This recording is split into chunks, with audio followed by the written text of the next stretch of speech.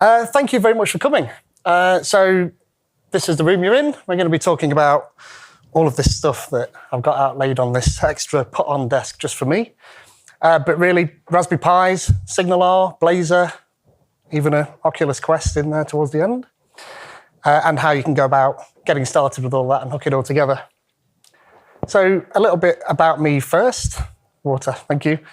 I am a full-stack dev manager at Avanade UK, doing consultancy. So Avanade are a global consultancy, part owned by Microsoft, rest owned by Accenture. I've been there for about 13, 14 months now. But before that, I ran my own IoT consultancy for 12 years. And then before that, I was making change machines and ticketing machines. So I've been doing IoT and embedded programming for a long time, as my grey hair will attest to. I'm also a Microsoft MVP and a certified trainer and a ProSite author and a podcaster, and I'm a STEM ambassador and I organise meetups and speak at events like this. So keep myself very busy. I've also got 2 young girls at home, and that prompts me to do STEM ambassador work and organising code clubs and things like that. So I think it's super important that we get young folks, but certainly girls and young women into STEM subjects, because there's just not enough of that. So definitely a motivator for me. So what we'll be doing, we'll be looking at .NET 8 itself and how you install it on the Pi. It's always a little bit of a fallacy, the number here, because actually the code is going to work everything down to .NET Core. None of this code is going to be super complicated. This isn't a .NET 8 lesson. This is really just about how you can get started building stuff with .NET. But we'll see about the latest features of .NET and how you can get that on the Pi. And then we'll talk about GPIO, general purpose input-output, which is how we're going to connect stuff up to the Pi and make it work. And then we'll do the IoT equivalent of Hello World. Is there anybody that's played with IoT and Arduinos and Raspberry Pi and stuff like that? I figured there'd be a fair few. So you've all done Hello World, flash an LED and read a button. So you have to do that. It's like a rite of passage. But then we'll talk about device bindings and building servos. Normally, you flash an LED, and then you get a temperature and humidity sensor, and you plug that in, and life becomes very dull very quickly. Driving a robot arm is far more interesting. And then we'll talk about Blazor and SignalR, so how we can control the robot arm from a website in real time. And then we'll do some final demos. There's going to be demos all the way through. I'm not going to write a single line of code, but I will show you the code and explain how that works. I'll just skip through GitHub branches to make that work. So .NET 8. Actually, it's .NET 9 now. I think they've just launched the first preview, I think, the other day. But .NET 8 is where we're at. If you're not a .NET programmer, and not everybody is, then currently .NET Core allows you to be able to target any of these positions. It's great. So it's literally .NET everywhere from IoT, of course, through to AI on the right-hand side. And obviously that block keeps getting bigger and bigger. It's going to swallow all of the rest like Pac-Man. But important for us, IoT, but we'll touch on pretty much everything there. What's new in .NET 8? .NET Aspire is quite cool. If you've not heard about that or not been to that talk, then go and find David Fowler and Damien Edwards. They were talking about .NET Aspire, I think. Seems cool. JSON enhancements. Of course, there's no James Newton King JSON anymore. It's system.net.json, I think, or something like that. ARM64 improvements. Doesn't really touch on what we're doing, although it's an ARM64 platform. Garbage collector. MAUI improvements. Does anyone use MAUI? A couple of people. No, you have. Actually, I quite like MAUI, and you'll see a MAUI app in the bonus section at the end. Yeah, it's very basic. Withhold any comment. And then we can publish directly to a container image. I think they call it publish a container, which confuses me. I think actually it just creates an image of a, it's not actually using Docker to do it. It just creates that. I've not tried it yet, but that sounds like quite a cool idea. Now, .NET as an ecosystem, I had to update this slide because I was using one from 2020, but actually very little has changed in this. This is always interesting. It's the #1 most admired framework. does admired mean? I'm not quite sure what metric that's giving us. The metric, actually, I had to go recalculate that because that was originally 7 times and now it's 15 times faster than Node, which I think is pretty impressive. And I didn't just take their word for it. You can go to this Tech Empower site and you can go select. It takes a while to figure out which is which, actually. But when you get down to it, it's like substantially faster, which is pretty cool. On plain text, by the way. Heaven knows what all the rest of the permutations could be. But the one I like actually is this one, and that is from 2020. I asked Damien what that latest figure was, and they don't have that, but I might email him and see if I can get a more up-to-date version of that. But the fact that .NET is making its way into education, as well as Python and C, is pretty important to me, and I think it should be important to every .NET developer, because unless it's in education, folks don't know about it, and it doesn't arrive in the workplace then. People will bring Python with them and then have to learn .NET if you're a .NET house. So I like that. I'm hoping that number is at least the same, or there or thereabouts. So, getting .NET on a Raspberry Pi, you can't currently do on Raspberry Pi OS an install for this. You can't get that in that way. There just isn't one. If you're doing Ubuntu, then that's great. You can do an apt-get and stick that in there. But regular Raspberry Pi OS, there's a whole heap of stuff that you've got to go through. It's reasonably complicated. And if you're relatively new to Linux and Bash, then it's easy to get wrong. So a good while back, I created a single line install script. And there's one of these all the way back to .NET Core 3.1. Just run that script and I'll start mining Bitcoin on your Pi. No, always check what these scripts do. Don't just trust people. But you can see it's going through a whole heap of steps. This screen's a bit blurry, but you don't need to read it. But it'll install all of the necessary requirements, make all of the links, and when it's done, you'll have .NET 8. That says .NET 8 RC on there, actually, because that's how old that GIF is. And you reboot your Pi, and you're off and running. And you can start building, writing .NET directly on there. What's nice is, of course, you can put VS Code on your Pi now as well, and you can live on that. And these Pis are fast enough that you can do that. When I first started doing this, and it was Raspberry Pi 3, not so much. But 4, great. Caveat, none of this works properly on a Pi 5. Has anybody used a Pi 5? Heads teeth. It's a shame that you're not in the UK. If you want to come all the way to the UK at the end of this month, I'm running a user group and I've got one to give away. A whole one with case and power supply and fan and everything. So it's a long trip to make. Just wait for them to come out. But it doesn't work. They've re-architected the Pi 5. And all of the stuff that was written to interface the GPIO is now out of date. So I made a pull request that got accepted to do the real boggy basics because it can sort of work around it in almost like an emulating manner, but it doesn't do any of the stuff that I'm demonstrating today other than Hello World. So, that's as far as you want to get. That's great. You want to do servos, that's out at the minute. I'm hoping they're working on it. I started looking at it and it was like, geez, it's complicated and I've got children.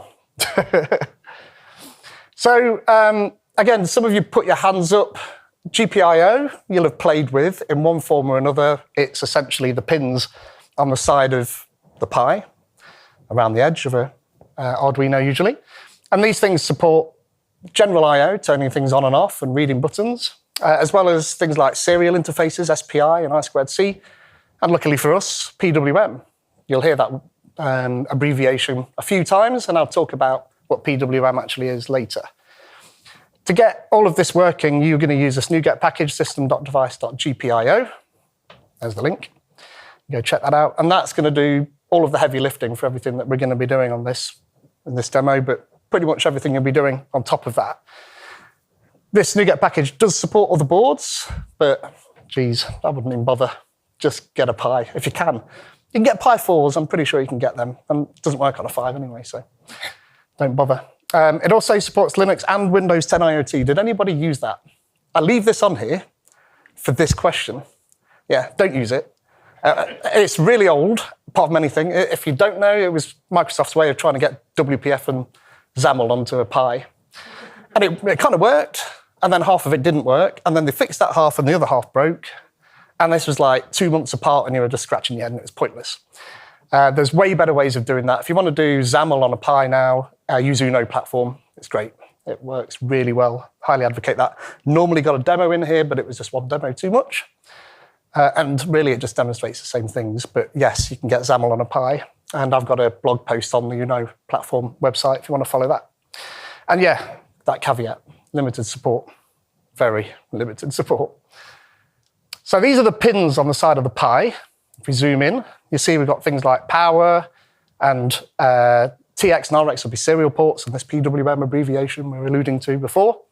But you'll also see that there are some numbers. So these numbers here closest to the pins is what's called the board numbering scheme. The top left square pin, that's pin 1. The one to the right of that is pin 2, below 3, 4, 5, 6. We can count, yeah? I can count. What I can't do is try and convert this BCM numbering scheme into a pin every time. You can use it. It refers to the chip, the I/O chip on the Pi. It's where those numbers come from, and there's some legacy reason why they still use that. It's important to point that out because you'll need to know which one of those two you're going to use when you start setting this up, and you'll see that in the code. Hello world circuit. So, of course, we've got an LED, a button, and a resistor. What's the resistor for? Use folks that have played with electronics. So close, current. But yes, exactly that. It will probably be fine. I don't like probably fine. If you just plug the LED straight into that, it's going to start drawing quite a lot of current out of the pin. These pins are relatively delicate, not as delicate as they used to be, but you blow a pin and, well, you don't use that pin anymore. And start using another one. So that resistor will just limit that current. 220 ohms or something like that normally works. So we've got one side of the LED, the power side, if you will, goes through the resistor, and then the other side comes out of ground. And then I've got pin 26 over here connected to one side of a button, and then the other side is connected to ground. Now, again, if you've done electronics, then some of you say, you're missing a resistor here. Why isn't there a resistor? Normally, when you got the ability to be able to set pins up on these devices as either inputs or outputs, they're actually using a technology called open collector. You don't need to know that, but it's important because essentially it's just floating around doing nothing. Don't know what to do. And you connect something to it and pull it down or pull it up. That usually works. But as it's just sitting there, if I connected that circuit up, that button, even if you pressed it, it wouldn't be doing very much. You press it and it'll go down to 0, you'd hope, but you let it go and it's just going somewhere at that point. And so normally you'd have to have what's called a pull-up or a pull-down resistor. So when it's not doing anything, it's actually a known state at that point. So missing, but not missing, because you can actually do this internally in the Pi. It's got something called weak pull-ups. So you just enable it. And again, I point this out because you'll see it in the code. And it's important because if you want to make Hello World and your button's not working, you'll know why. So you'll need to make sure you enable that. So, demo. Let's do that. So I'm going to show you the code first. And then once I've gone through the code, then I'll run it and you can see. Right, at the top, we've got the usings, and you'll see this middle one here is system.device.GPIO. So that's the one that's going to be doing the majority of our work. And then we've got a main. Now, I always leave this console log hello world business in here. I'm just going to zoom in just a little touch more so you can see a bit better. Something, one last, there we are. You can read that, yeah? All right? Not too small? Good. I leave that in because in IoT projects, it doesn't necessarily do anything once it's started, but it's still a Pi. It's not your desktop computer, so building, compiling these applications can take a little while, certainly the bigger it gets. So I kind of want to know when it's ready for me to do what it needs to do. It doesn't really matter for this one because we're just going to flash an LED, but you'll see in the next demo that it's just useful. The next thing we do is create this GPIO controller on line 14. So this is what's going to be doing nearly all of our hard work over here. And you'll see that we've got that board numbering scheme passed in there rather than BCM, but this is where you'll select that. So it's important for you to recognize what that is. And then we set up this variable pointing to pin 10. And if I go back a couple of slides, you'll see that's because that's our LED for pin 10. And then we've got this light time.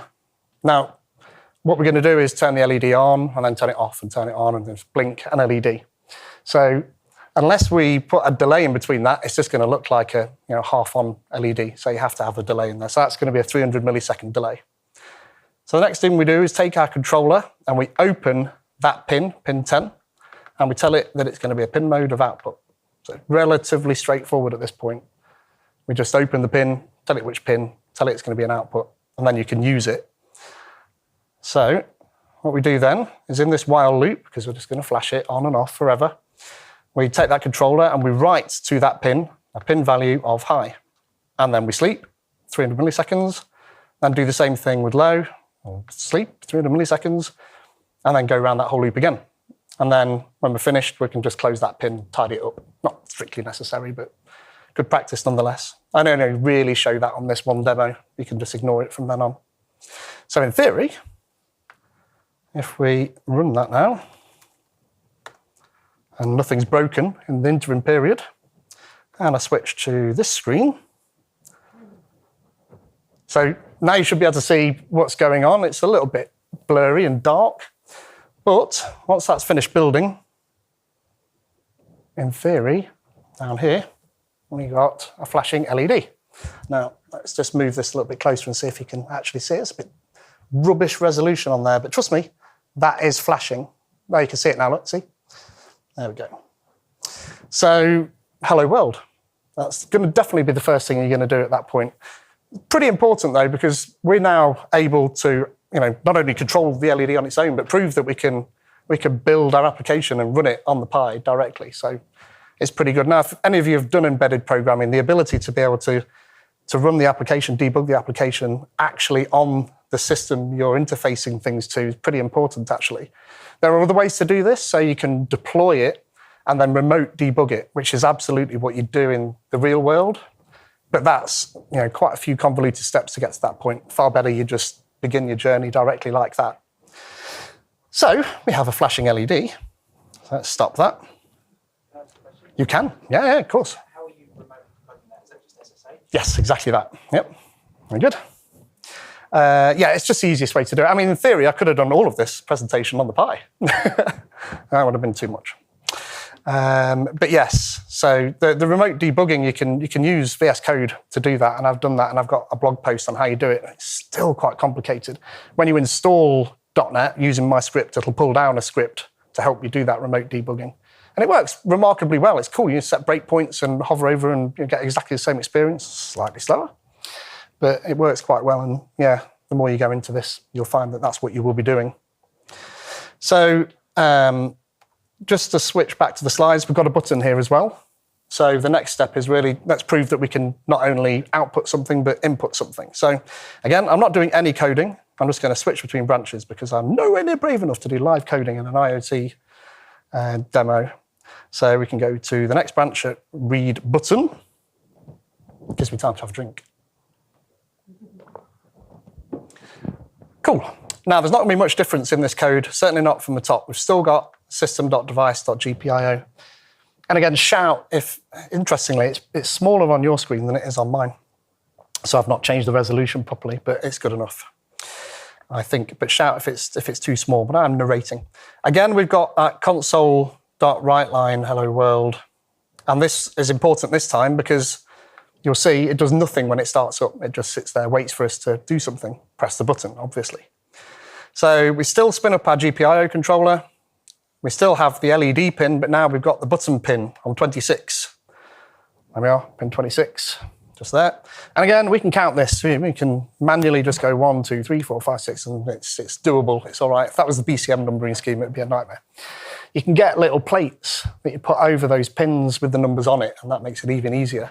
It can be a little bit cumbersome because sometimes the wires don't plug in properly if somebody's made the plate too thick. But either way, it's not too bad. So we now open the LED, just like we did before, but we also open the button pin. And here, we've got that input pull-up that I mentioned earlier. So this is for the button to make sure that when it's doing nothing, it's at a state, a known state. In our case, it's going to be high, because the other side of the button, is connected to ground, that you can see just below that green arrow. So when we press it, it's going to go low. That's quite important to recognize that because it makes the logic backwards, which you'll see here. So we've got the same sort of infinite loop, but we read the button pin, and if the button is false, then we turn the LED on. So it kind of seems backwards. But again, it's doing nothing, it's high, press the button, and then it goes low. So it kind of makes that logic look a little bit backwards, but good to see why that is. So let's run that. And this will be the longest and most expensive way you can connect a button to an LED. But you're absolutely proving now that you've got control both inputs and outputs.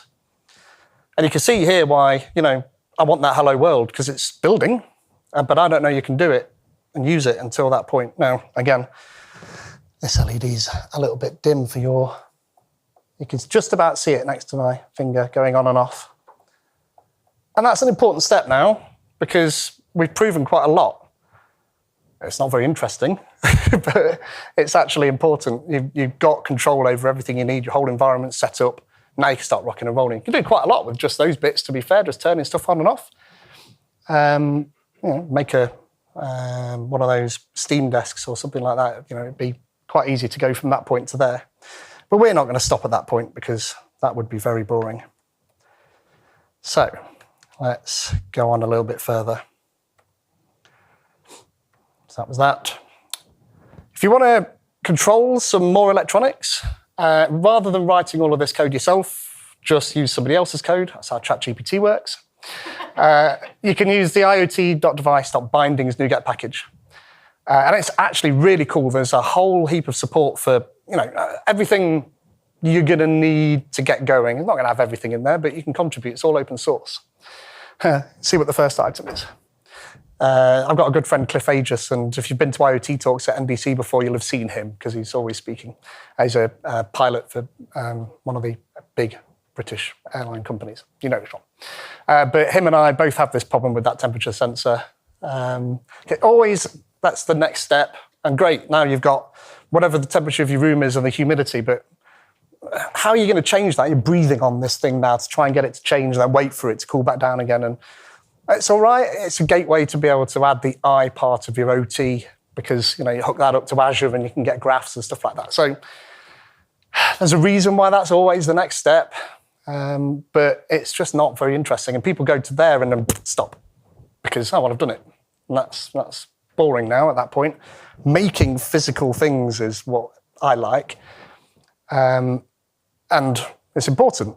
And actually, you saw the Pi's pins earlier. You've got a limited number of pins. There's these I/O expanders that you can plug in. They're serially connected devices, and you can have as many pins as you like, pretty much. Onwards from that, we've got something called hardware attached on top, HAT. So we can plug in little boards that have got components already built in. And there's an Explorer hat and the Sense hat I've mentioned here, and they've both got support in this NuGet package. Now, the Sense hat's interesting because there's two of those on the space station. And Tim Peake, when he went up, took some up. Actually, there's new ones up there now. There were Raspberry Pi 3s, and now there's Raspberry Pi 4s. I don't think they're 5s yet, with two of the newer Sense hats. Now, they've done that because there's a project called the Astro Pi project. Has anybody heard of that? It's really cool. So it's a way of getting kids and young people into STEM subjects by telling them they can run their code on the space station. And that's absolutely what you can do. So there's two different categories. I think it's like 7 to 11 and then 11 to 16 or 17.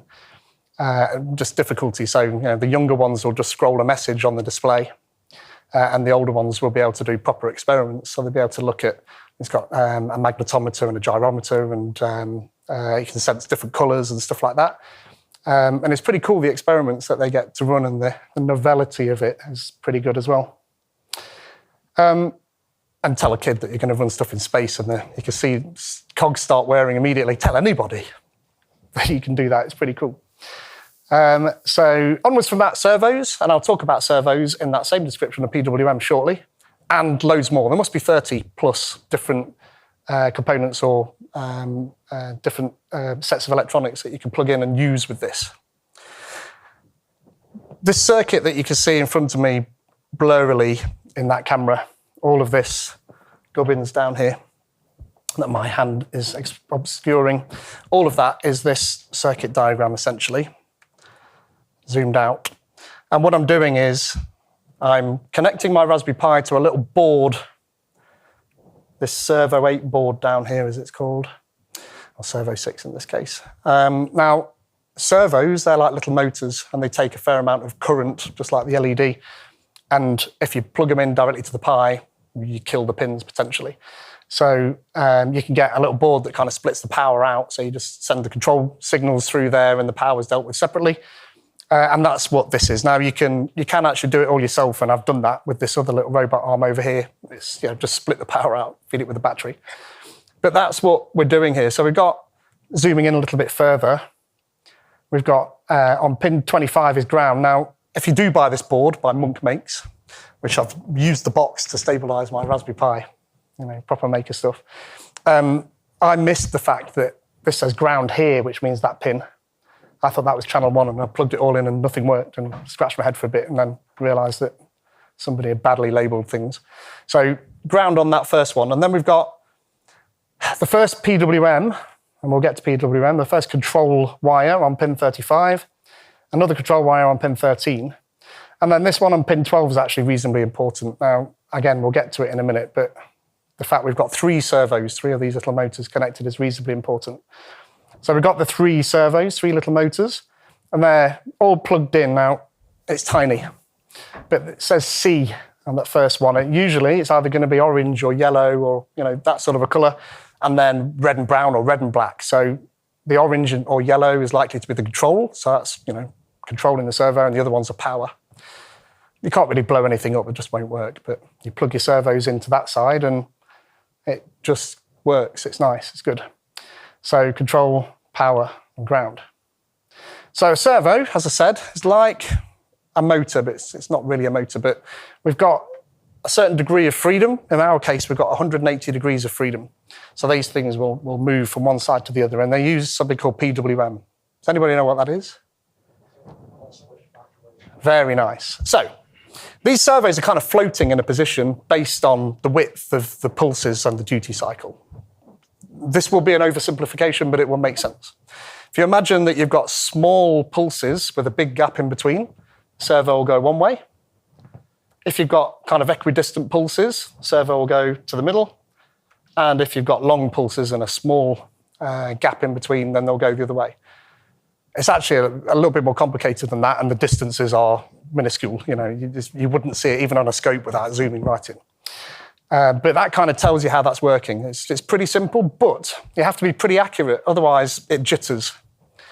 So it's floating in that position, don't forget. So if those pulses vary quite a lot, then it's going to move all over the place, which I had, and you'll see actually later at one point. But you overcome that by using a library to be able to control this that has built-in control over the PWM ports. But the Pi's only got 2 of these ports, these PWM ports, but I've got 3 servos. So then you've got to make a software PWM port, which means trying to get that timing right in software. Now, if you're doing any programming of IoT stuff on top of an operating system, getting timing down to that level is very difficult.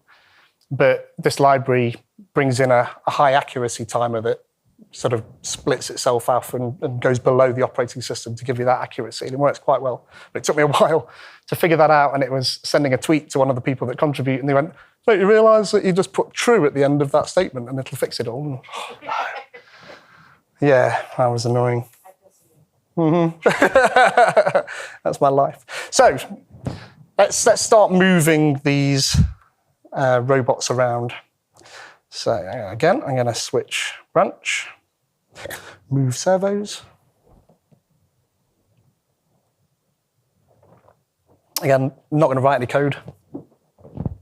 So if I scroll up, not much has changed here. We've still got system.device.gpio, but now we've got system.device.pwm and that, and we've got system.device.pwm.drivers.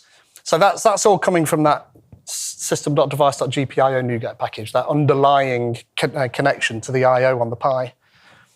But then below that, we've got this IoT.device.servo motor, and that's coming from those device bindings. So You could absolutely write this code yourself to be able to deal with what values those pulse widths need to be and how to convert that from an angle to values and stuff like that. But just use the NuGet package and it handles it all for you and gives you software PWM and stuff like that. So that's where that's coming from. So a little bit further down, we've still got our ubiquitous hello world. I like that. Don't theoretically need it for this one because it's going to do something, but we do it anyway. So after that, we create a PWM channel. And again, the Pi has got 2 channels. It's got one chip that does it, and it's got 2 channels on it. So that first item in there is the chip number. And you'll see both of these are 0. And then we've got the channel number 0 and 1 for those 2 different PWM channels. And then just a duty cycle. No need to worry about that. Just leave that as 50.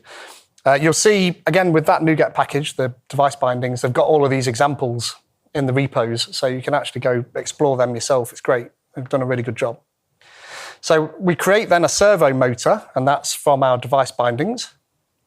And you can pass in then the PWM channel we created above, tell it the number of degrees of freedom, 180 in this case, and then the minimum and the maximum pulse width. Now, these servos are cheap. You can probably get 10 for 3 or 4 quid from Amazon, but they're not exactly reliable in the batches. They're going to be slightly different. So it could be that you might need some tuning mechanism to be able to get it to go all the way to the end. Tends to be the biggest problem. So you can change these, but again, if you look at the docs, 700 and 2,400 arbitrary numbers, just leave them as they are. So they're the 2 hardware PWM channels, and now we have to use a software PWM channel. I've got rotation, which hopefully it rotates because I took this all out of the box and it went and the whole lot fell to bits and I had to put it back together again. So hopefully it's okay. And then I've got reach and then a little grabber on the end. So 3 different parts that are going to move. That software PWM channel is going to do the grab on this. And again, I did that without this true on the end. This is our high accuracy timer mode. And we pass in a pin to that one, rather than a channel number, because it needs to know where it's connected. Actually, it's 27 for that one. And then we pass that into a servo motor, just like we did above. So there's no difference to the servo motor. So it just creates us this nice software one instead. Then we start them, and you can kind of tell when that happens, because again, when there's nothing happening with these servo motors, they're literally just floating around. You can rotate it yourself. But as soon as you start it, then it starts that pulse width modulation and then locks it in place. And you'll kind of normally hear it judder a little bit when it starts. It's always a good sound in the demos because I know it's working at that point. Then I've got a loop. There's lots of loops in these demos. But hey, what it's going to do here is going to make our little robot arm dance, really.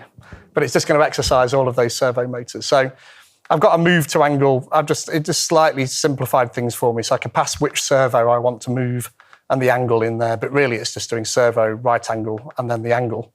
It tidied things up for me a little bit. So I move servo motor 1 to an angle, 70 degrees, and then I sleep for 2 seconds. And then I do that for 2 and 3, and then I put them back, servo 1, 2, and 3. So you'll see it move around. But there's not much to that code. At the end, we just stop it. And again, that just means that, you can move it around afterwards. The servo is no longer engaged at that point. And that's it, that's the code. So, that's a robot arm code. So let's see if it works. So .NET run.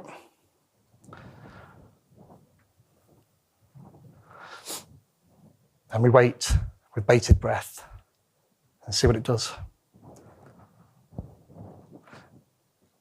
It's doing something. Oh, there we go. Good. I didn't break it earlier. So originally when I did this and built this, and all these parts are just freely available. You can 3D print this yourself. There's links in the slides. You'll be able to get that later. I'll put the slides online. They're already online. There'll be a QR code. Don't worry. You don't need to take photos of everything, but by all means do. So you can 3D print this yourself. I don't recommend you do, though, because it took me quite a while to build and it wasn't documented all that well. You'll see, actually, for the eagle-eyed, there's a second one here. And Cliff Aegis, I mentioned earlier, his son was a CAD guy. So he created one that's far easier to build. Those little servos, they come with a couple of little plastic attachments you can put on the top and some screws. And that's all you need to build this robot arm, the parts at least, and a piece of thread. So it's actually a fair bit simpler. This one, although I prefer it because it demos better, if you're going to start, then do that one. And again, the files, the STF files are in the repo, so you can just print that, and it all prints flat. It's dead quick. It takes about 40 minutes on an Ender 3. And then there's a YouTube video where his younger son demos how you can put it all together. So anybody can do this. And we tend to give them to schools and let them play around with different tech like that. So yeah, it's good. So we've made a robot arm. That's good. So finished, yeah? We can just stop. Let's not just stop, because that would be very boring. So let's stop that, because it's getting excited all to itself over there. So we've now proven that we can flash an LED, we can read a button, and now we can start moving our robot arm around, which is pretty cool, actually, at that point. We've not written very much code. In fact, I've got rid of some code, if anything. So I don't think there's hurdles in that. There's a little bit of learning, but I don't think any of that was particularly daunting, to be fair. And other people's code always makes it easier as well. So always embrace that where you possibly can. But that's okay, but we can't control it ourselves. Not really. And you don't want to write line by line what you want this thing to do. There might be reasons for doing that, of course, if you're in the motor industry, perhaps. But not for what we wanted to do. So I wanted a way of being able to interact with this robot arm myself. If you've ever seen my talks before, normally I'm talking about IoT hubs and things like that. It's not really meant for real-time interaction. But what is Blazor and SignalR. So I needed a way to be able to have some sort of a GUI over the top of this and drag things around. I started writing this demo probably a good while before Maui was even a glimmer in anybody's eyes. I probably would have started with Maui. But I did it, I just put it on top. But Blazor's cool, I like Blazor, it's really cool. If you don't know what Blazor is, and I'd be surprised, it's a single-page app framework. Really, it started out as like a little pet project that I think Steve Sanderson wrote on the plane one time when he was going to a Microsoft conference, and he got there and he demoed it and they went, oh, we need it. And since then, it's gone from strength to strength. It's a really cool framework, actually. And you're doing everything in C#. So the idea is that there's no JavaScript in your application anymore. It's a little bit of a fallacy because you can't do everything in .NET and sometimes you've got to drop down to JavaScript. But nonetheless, in theory, you could do everything with C#, which is great if you're a .NET house. You don't have to hire JavaScript devs, or not as many of them, maybe. So, and JavaScript's hard. TypeScript's better, obviously. But there's a few different flavors of this, and every month there's another flavor. But it kind of split into two different sides. So the server side. So you can have a project that just lives on the server, and then you've got a thin client, if you will, in the browser, and you've got a SignalR connection, as it happens, between the server and your little thin client, and the DOM updates and interactions are sent over that. So it's pretty cool, actually, because if you want to protect your code and your business logic and everything, then you can do it that way, and all you've got then is whoever's hard work doing CSS on the front end. It's probably worth more than it takes. But either way, you can do that, or then you can do client-side WebAssembly as well. And that's coming on leaps and bounds. I don't think it's proper WebAssembly still. I'm not sure. Happy to be proven wrong, but I think it's still kind of running like a virtual machine in there. They're working on that full, BCL, base code language version. That's in the works. It might be in preview, actually. But either way, if you look at the tools, actually the dev tools, you see the DLL has been pulled down directly, so it's the same code. Now, I'm actually going to be doing a combination of the two. It's called hybrid server, and that allows us to be able to have an API, and more importantly, a SignalR chat hub on the server side that centralizes all that comms. And then we've got a relatively lean front end that just deals with all of the UI. And it's worth mentioning, if you've not used Blazor, this isn't Flash and definitely isn't Silverlight. Thank goodness. And it's supported pretty much in anything. Although check Safari, because every other day they decide they're not supporting something. But in theory, it should be supported in anything, so it's not doing anything funny. SignalR. Who's used SignalR? Oh, that is a good number of people. Wow, cool. So for those that didn't put their hand up, this is a library that allows you to be able to do real-time communications between client and server, essentially. Multiple clients, one server. It was created by, I took that photo, their keynote earlier, Damien Edwards and David Fowler, way back in 2011. This has been around for a long time, and they're still iterating on it. There's improvements in .NET 8 for reconnects, stateful reconnects, which I've not looked at, but it's actually pretty important for stuff like this. So I need to look at it. It's just, well, I probably could, and then I wanted to change something, and then nothing would have worked, and then that would have made a bad demo. So I didn't do that. But yeah, so I guess this isn't new, and it enables bidirectional real-time communications, which is exactly what I wanted, to be able to drag something around and see the robot arm moving. Now, what's cool about this library is obviously WebSockets, we all know about that. That's going to give you the fastest communication between those points. But if that doesn't work, perhaps ports are blocked on your network, then it'll drop down automatically. It'll do that, especially if you publish this to an app service and forget to tick the box that says enable WebSockets, because I don't think that's on by default. And funnily enough, I did that and I demoed this for years. And somebody went, you know it's slow, yeah? Yeah. Well, you've not ticked that box. And then I did, and then it was faster. And it helped because that was when I was in Melbourne 2 years ago at NDC.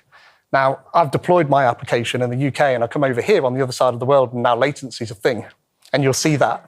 So, it's all open source as well. So again, like most of what Microsoft are doing, you can go and contribute to that. So let's see if we can drive the arm.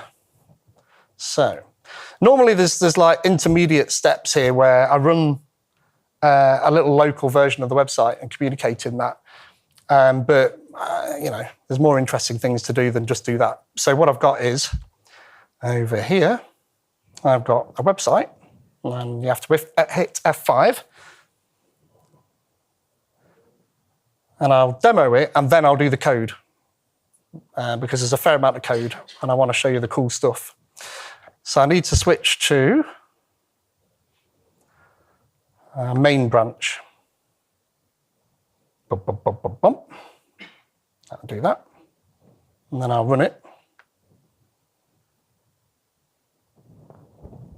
Drink time.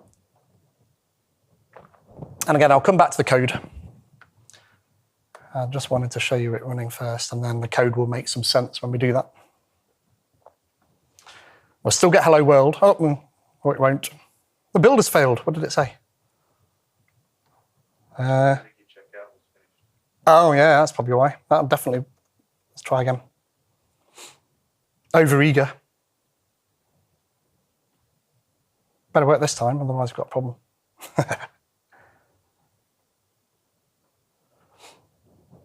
Now, see what I mean about the Pi? So this would be substantially faster on a desktop computer. So again, hello world, and then at least you know that it's doing something. It's busy moving. So I go over here, and I built my little Blazor app, so it consumes that same OBS Ninja. Does anybody use that? It's quite cool if you do Twitch or anything like that. It's quite useful. So I could drag these around and move my robot arm. Latency is not too bad, but you can sort of see there's maybe half a second delay. If you run this locally, then obviously it's instant. And if I'm in the UK, then that would have been instant as well. But I wasn't going to tear down my perfectly good app service and redeploy it in Australia for it not to work for this demo. So I can live with latency. I can't live with it not working. So that's the rotation, and then the reach. And what are you doing going down there, look? There we go. I can go up and down, and then the grab, if I go back up this way, you should be able to see, there we are, a little grabber. Kids love this, and adults too, because they go, oh, can I put my finger in it and see what it feels like? My kids love that. It's like an alligator, Daddy. So look, we've at this point we've managed to get a website, this is deployed in Azure, communicated through SignalR down to the Raspberry Pi. So let's see how that was done. And it's not hard. There's steps, but again, they're relatively straightforward steps, to be fair. So most of this at the top is the same as we had before. So we've still got servo motors and PWM drivers and things like that, but now we've added SignalR and HTTP, because SignalR is an HTTP transport mechanism, so we'll need to use that. Further down, we create a hub connection up here. Now, this hub connection is literally just a communications pathway between the hub that lives up in our hosted Blazor server and then the device that you're connecting it to. All of this part at the top, this is all still the same. We've still got 3 PWM channels and servo motors, so nothing has changed there. We start them up, and then here, we create a new connection using this hub connection builder, and we pass in the address of our website. And then here, if you're doing this locally, you'll be running your website on your PC, and the Raspberry Pi will be connecting to that. Now, I've just not had time to go back to this, but when I first created it, I spent quite a while trying to figure out why it was just failing, and it's a certificate problem because the Pi needs to trust the certificate that's on your PC. And there's a bunch of stuff I tried, and none of it seemed to work. I'm sure there's a very simple solution to this. Pull requests are welcomed. But if you can't be bothered doing that, you can do this dangerous, accept any server certificate. Do not do this. Please do not do this. But it gets you over that hurdle. Just accept any certificates. That's always safe, isn't it? Just do it. And then we've got an automatic reconnect, and we tell it to build that. And then if I Control C out of this application, then I dispose of my connection to SignalR, which is a good thing to do, and stop the servo motors. So I've added a little bit of code there. Then we've got a handler for a message. So this is all message-based. Now, you've used SignalR. What was the first thing you made in the tutorials with SignalR? What was the app? Yes, it was chat. It's always chat. And so I just took that same code and I usurped it for my own nefarious purposes. So you'll see there's a user and a message, just like in every single chat app. Now, user is the servo and message is the angle I want it to go to. It's fine. I didn't want to, with all of these things, I didn't want to go too far away from hello world and all of these things, so to show you that it's relatively straightforward to go between one and the other. So user, so if it's servo 1 or servo 2 or servo 3, then that same code we had earlier, we just move to that angle and then write it out to the console. And then at the end, we just start our connection up and do nothing and just wait. Again, there's not much code at this point on that side. We're just hooking up to the hub that we've deployed, which I'll show you in a minute. And then we just have a handler for one message that contains which servo and the angle. So again, I'd argue that's pretty straightforward. There's not a great deal to worry about with that. Now, the Blazor server side, let's zoom in a little bit. Oh, in fact, let's just do it this way.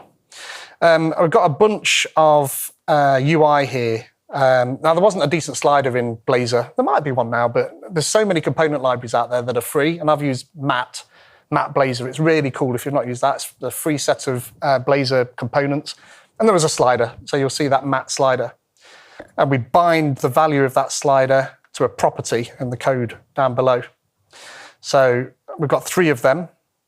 And then we've also got a list of messages, and they're just the angles of each servo as we send it. We actually receive those messages back. You'll see that in a little bit. So this is actually running almost the same code as you saw on the Pi, because this is the front end, which is a same client for that SignalR application. So you'll see a lot of it looks the same. So we've got the hub connection and our messages, which weren't there before. But we take that hub connection builder and we connect just to the chat hub, which I'll show you in a minute. And then when we receive that same receive message, instead of moving a servo, I stick a message on the screen. Great. And we can manage whether or not it's connected or not. You should. Up above, when I was talking about those sliders binding to a property, that's these properties.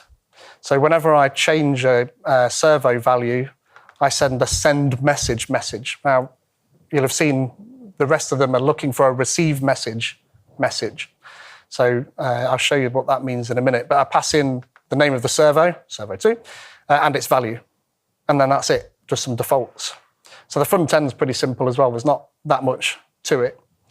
Now, the SignalR hub is pretty simple as well. There's not much to it. Very few lines of code.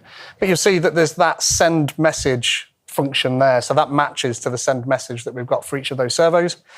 And then all of the connected clients will get a receive message with that same servo and the angle. So again, there's not that much to it. There's some stuff you have to do for SignalR to get that set up. Like you've got to add SignalR into your services and you've got to map an endpoint to be able to do that. But again, you'll have done this if you've played with SignalR, likely. So not too bad really. So what's interesting, I'll keep doing that.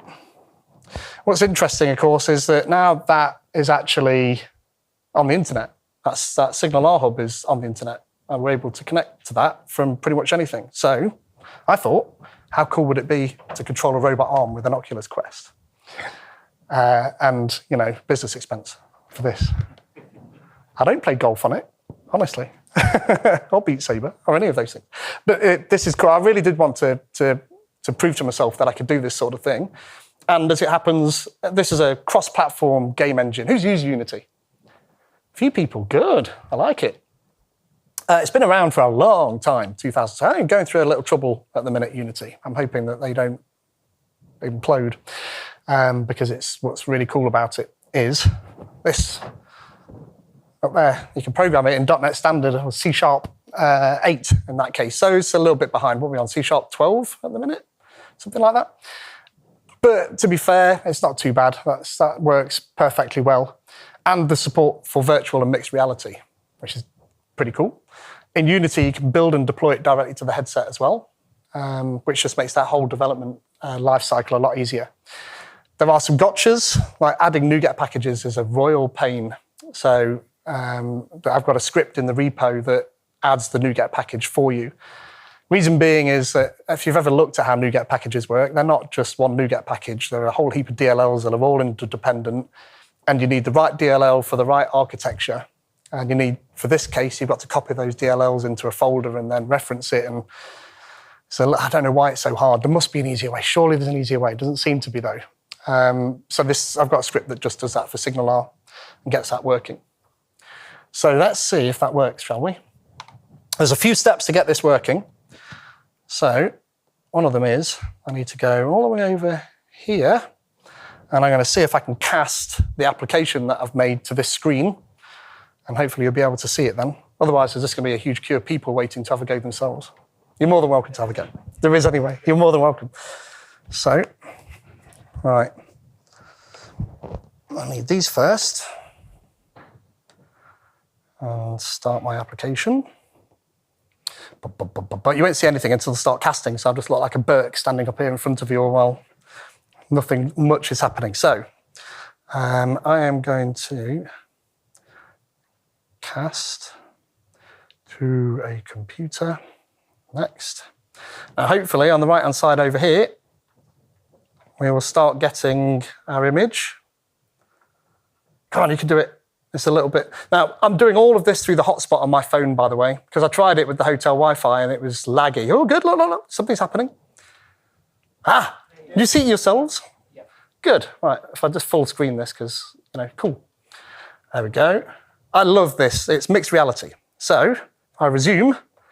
We have, can you see my robot arm? So, the original version of this app that I made a long time ago when I first started doing this was just immersive VR. And it was a pain because I couldn't actually see anything that was happening down here in front of me.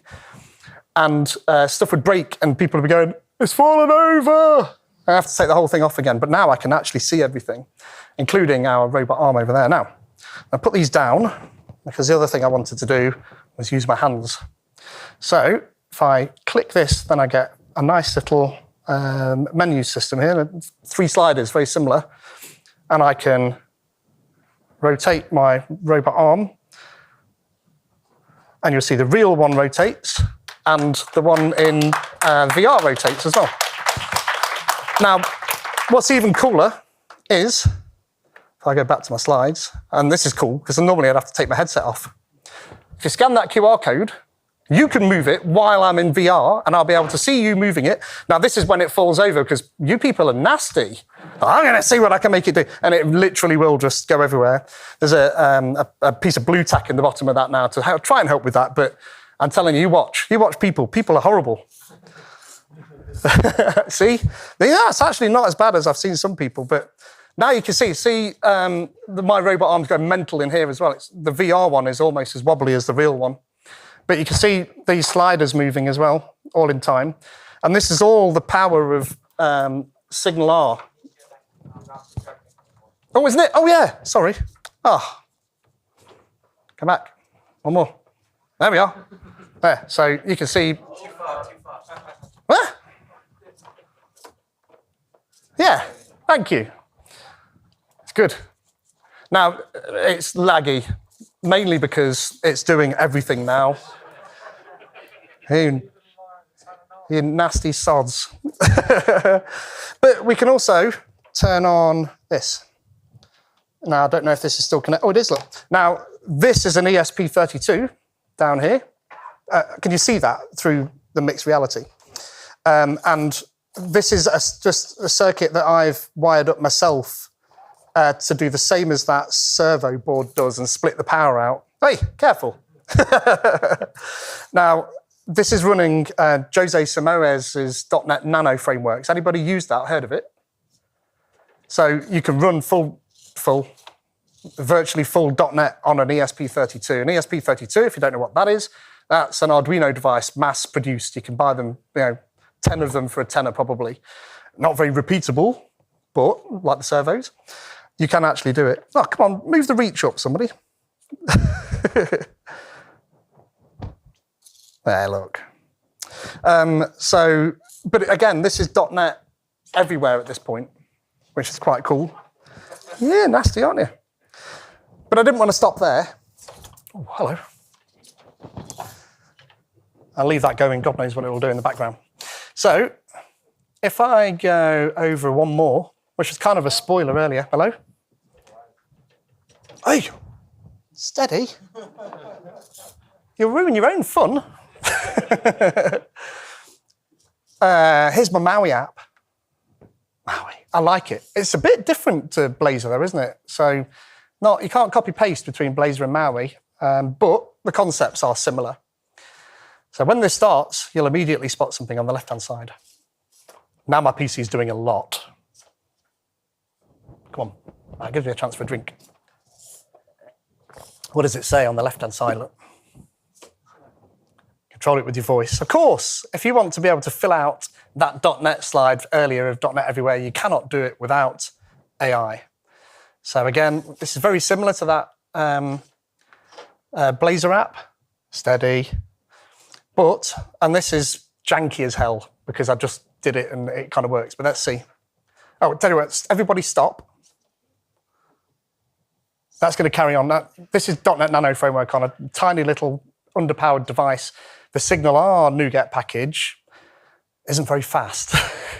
So that's like 20 minutes ago that it's still doing it. Like, yeah, what are you doing? Dude, catch up.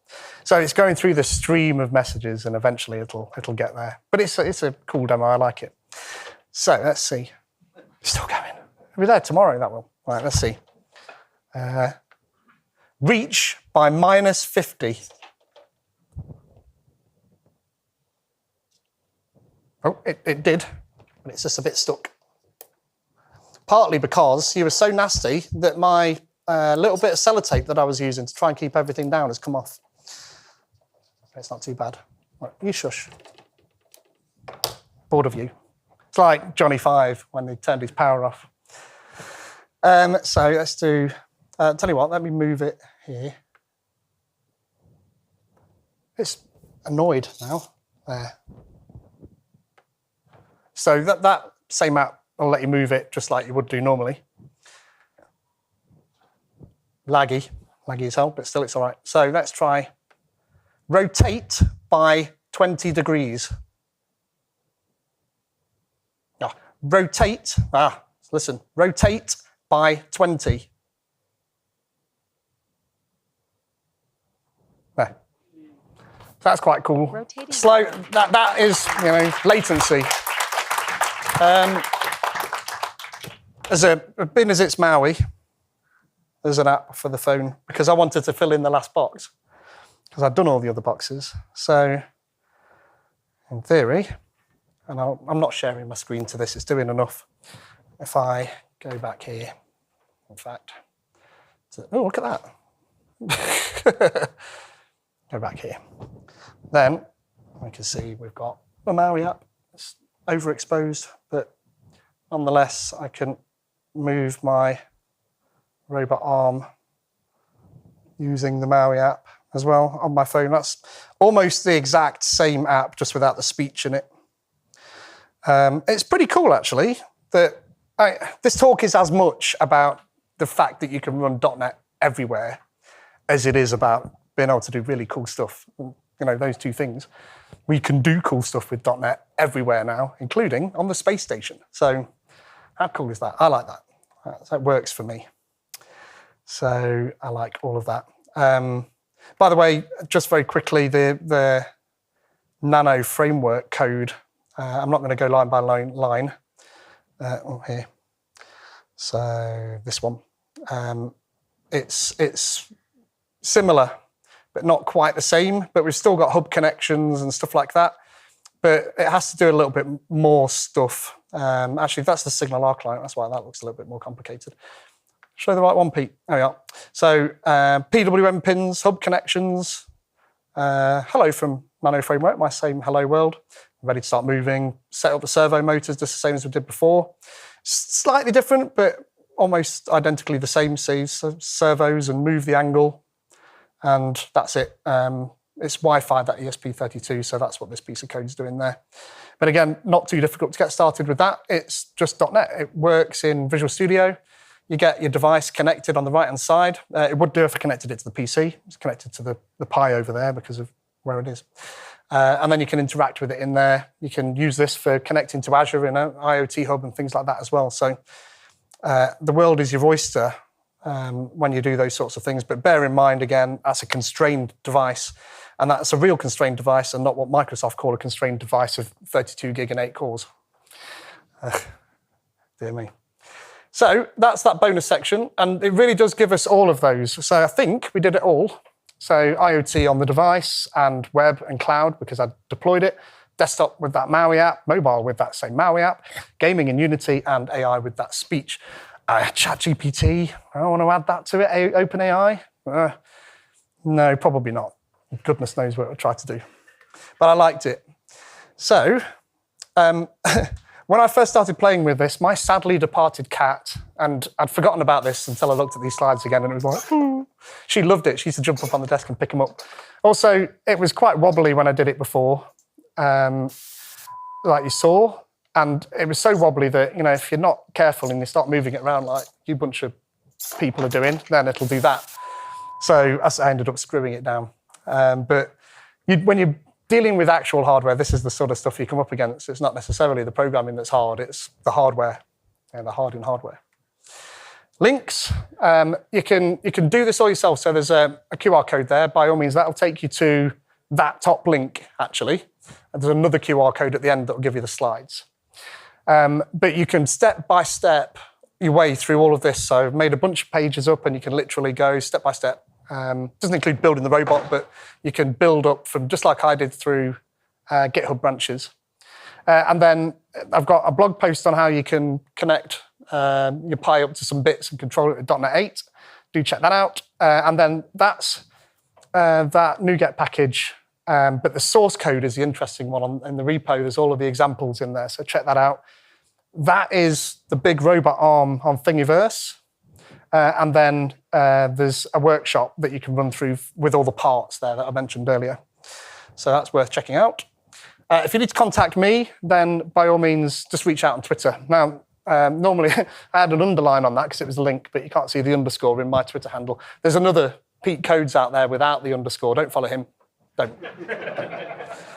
Thankfully, he doesn't tweet awful stuff. He doesn't tweet very much stuff at all. But either way, you'll get the wrong person. You can email me, by all means. My website is probably the best place to go to find some more of this sort of stuff. And then I run some meetups as well. By all means, check them out. But I've been Pete Gallagher, and thank you very much for listening. Slides are there.